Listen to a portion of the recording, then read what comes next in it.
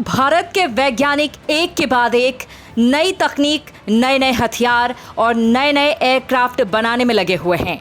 साल 2024 से साल 2025 के बीच इतनी एडवांस हो सके कि कोई भी देश भारत पर आंखें उठाने की ना सोचे। भारत की तीनों सेनाएं एक के बाद एक अपने बेड़े में एक से बढ़कर एक जंगी हथियारों को जोड़ रही हैं। भारतीय वायुसेना के लिए एडवांस और स्टील्थ टेक्नोलॉजी वाली 5वीं पीढ़ी के लड़ाकू विमानों की, नौसेना के लिए आधुनिक युद्धपोत, इन सभी को भारत उन्नत तकनीक के साथ अपने बेड़े में शामिल कर रहा है। इससे ये बात तो जाहिर हो जाती है कि भारत न सिर्फ अपनी सेना को शक्तिशाली और एडवांस बना रहा है, बल्कि भारत अपने आप को इस तरह से भी सक्षम कर रहा है कि अगर कोई भी देश भारत से युद्ध लड़े, कोई भी देश भारत से पंगा ले, तो उस युद्ध को जीतने के लिए भारत अपने आप में इतना एडवांस और इतना काबिल बन रहा है कि कोई उस पर आवाज उठाने से पहले 100 बार सोचे। वो बात कुछ और थी जब हम पाकिस्तान को अपना सबसे बड़ा प्रतिद्वंद्वी समझते थे, लेकिन आज हमारा प्रतिद्वंद्वी कोई और हो चुका है। और यही वजह है कि आज हमारे वैज्ञानिक दिन रात मेहनत करके एक से बढ़कर एक मिसाइल बनाने में लगे हुए हैं। ये मिसाइल न सिर्फ हमारी तीनों सेनाओं को शक्तिशाली बनाएंगे, बल्कि ये मिसाइल भारतीय तकनीक का लोहा मानने के लिए दुनिया को मजबूर भी कर देंगी। दोस्तों, महाभारत काल में कहा गया है कि अर्जुन के पास एक ऐसा बाण था जो तरकश से निकलने पर तो 1 होता था और धनुष से छूटने पर 10 हो जाता था, लेकिन टारगेट तक पहुंचने पर वही तीर हजारों में बदल जाता है। और दोस्तों, भारत के वैज्ञानिकों ने भी ऐसी तकनीक डेवलप कर डाली है और इसका नाम है अग्नि 6 intercontinental ballistic missile. Intercontinental ballistic missile उसे कहा जाता है जो एक द्वीप से दूसरे द्वीप पर हमला करने में सक्षम होती है। परमाणु हथियार ले जाने वाली ये मिसाइल 15,000 किलोमीटर से ज्यादा दूरी पर 11 टारगेट को एक साथ भेद सकती है। रिपोर्ट के मुताबिक भारत ने इस घातक इंटरकॉन्टिनेंटल बैलिस्टिक मिसाइल का विकास पहले ही पूरा कर लिया है, जिसे सूर्या के नाम से भी जाना जाता है। लेकिन नई दिल्ली ने अब तक इसकी पुष्टि करने से इनकार किया है। इसका कारण क्या है, कोई भी बताने को तैयार नहीं है। लेकिन दोस्तों, आखिर क्यों भारत सूर्या मिसाइल या फिर अग्नि 6 मिसाइल को छुपा रहा है? तो दोस्तों, आज इस प्रोजेक्ट की असली सच्चाई हम आपको बताने वाले हैं। दोस्तों, एक देश की सैन्य शक्ति न सिर्फ बेहतर हथियार विकसित करने से होती है, बल्कि टारगेट को सटीकता से भेदने की क्षमता से भी साफ हो जाती है। और दोस्तों, दूसरे विश्व युद्ध के दौरान नाजी जर्मनी ने रॉकेट विकसित करने शुरू कर दिए। तब वो युद्ध की दिशा नहीं बदल सके, लेकिन युद्ध के बाद संयुक्त राज्य अमेरिका और सोवियत संघ ने जर्मनी से चुराई गई रॉकेट तकनीक का इस्तेमाल करके बैलिस्टिक मिसाइलों का विकास शुरू कर दिया।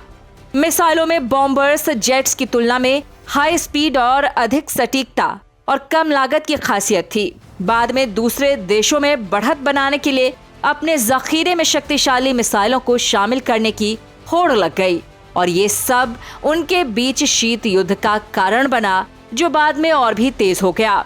इसके साथ ही दुनिया परमाणु हथियारों की होड़ में भी फिसल गई, जिसका परिणाम दूसरे महाद्वीप पर परमाणु हमला करने के लिए इंटरकॉन्टिनेंटल बैलिस्टिक मिसाइल का विकास शुरू हुआ। इसके बाद दोनों बड़े देश अमेरिका और सोवियत यूनियन ने ऐसी मिसाइल को रोकने के लिए anti ballistic missile defence system भी विकसित किया, जिसके बाद अगली कोशिश ऐसी मिसाइल बनाने की थी जो डिफेंस सिस्टम को बेवकूफ बनाने की क्षमता से लैस हो। और इसका परिणाम आया MIRV कैपेबल रॉकेट, जो एक ही मिसाइल में कई वॉरहेड्स से लैस होती हैं, यानी एक ही लॉन्च से कई टारगेट पर सटीकता से हमला करती है। वहीं दोस्तों, भारत की बात करें तो अपने खतरनाक पड़ोसियों से निपटने के लिए भारत को भी बैलिस्टिक मिसाइल की जरूरत थी, क्योंकि चीन की न्यूक्लियर मिसाइलों से भारत को बड़ा खतरा था। लिहाजा भारत ने भी परमाणु बम बनाने शुरू कर दिए। तो वहीं रूसी तकनीक की मदद से मिसाइल भी बनाने शुरू कर दी।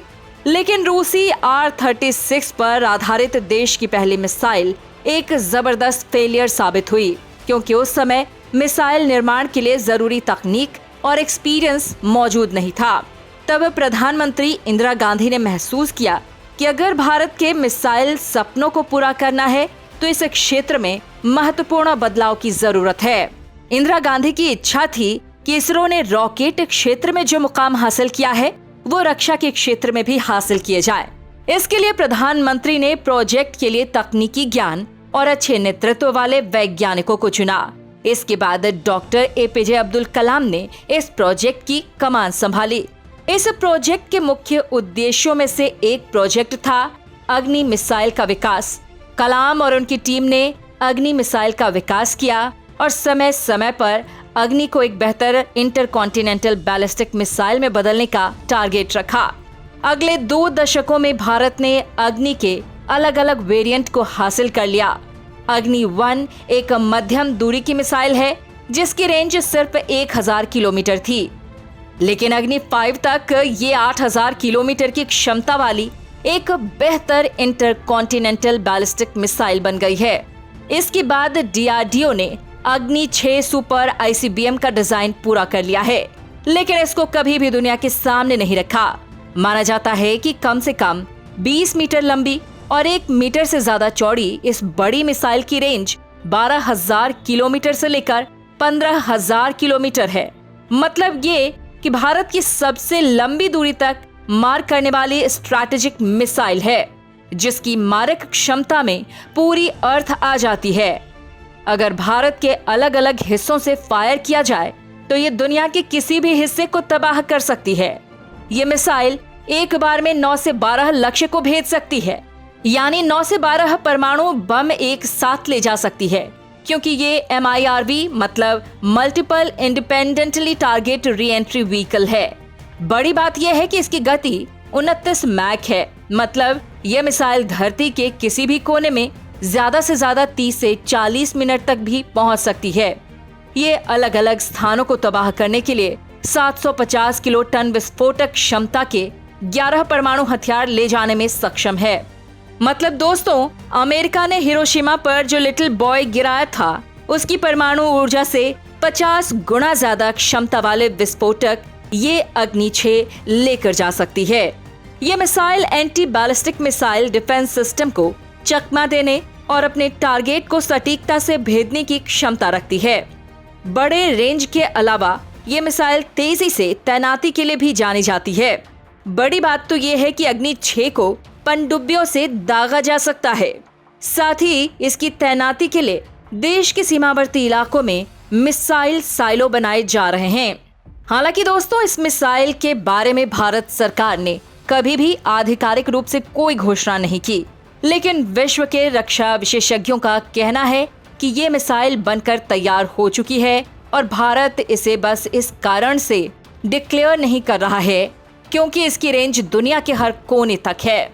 भारत सरकार आधिकारिक तौर पर इसकी घोषणा इसलिए नहीं करती कि ये दुनिया में भारत के मित्र देश हैं, वो बिना मतलब भारत से नाराज हो सकते हैं। भारत द्वारा अंतर महाद्वीपीय बैलिस्टिक मिसाइल बनाने का पहले ही बहुत गंभीर विरोध हुआ है।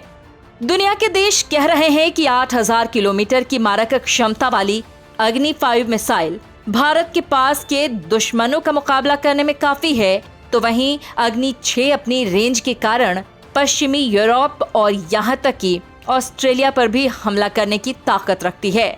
लेकिन इन देशों के साथ मजबूत संबंध रखने वाले भारत को फिलहाल ऐसी ताकत की जरूरत नहीं।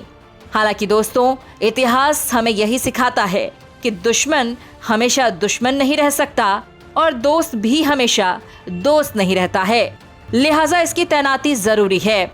लेकिन इस टेक्नोलॉजी के कंट्रोल के लिए मिसाइल टेक्नोलॉजी कंट्रोल रिजीम यानी MTCR नाम का संगठन बनाया गया था। इसका कहना है कि भारत को इस रेंज की मिसाइल की जरूरत ही क्या है, जबकि उसकी दुश्मनी तो सिर्फ पाकिस्तान और चीन से ही है और इन देशों तक मार करने के लिए इतनी रेंज की ICBM की जरूरत नहीं है।